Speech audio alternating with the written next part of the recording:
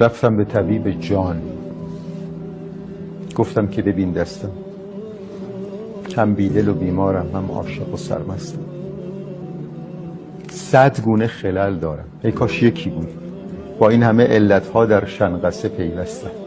گفتا که نه تو مردی؟ گفتم که بله، اما چون بوی تو هم آمد از گور برون جستم.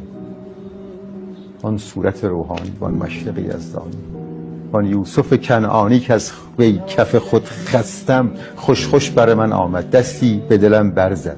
گفتا ز چه دستی تو؟ گفتم که از این دستم.